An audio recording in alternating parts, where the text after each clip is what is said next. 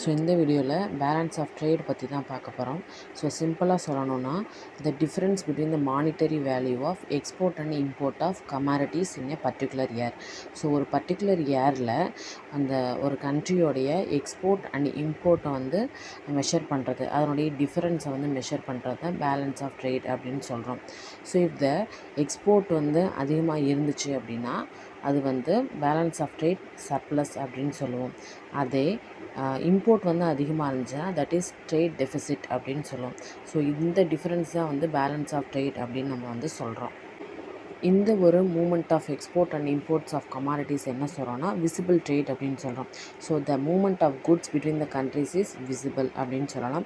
So இதை வந்து favourable and unfavourable அப்படின்னு சொல்கிறாங்க. ஸோ அதான் வந்து trade deficit and trade surplus அப்படின்னு சொன்னால் தான் எக்ஸ்போர்ட் எக்ஸீட்ஸ் தென் இம்போர்ட்னா அது ஃபேவரபிள் பேலன்ஸ் ஆஃப் ட்ரேட். அதே இது இம்போர்ட் எக்ஸீட்ஸ் அப்படின்னா that is unfavourable balance of trade. So இவ்வளோ தான் வந்து பேலன்ஸ் ஆஃப் ட்ரேட். தேங்க்யூ.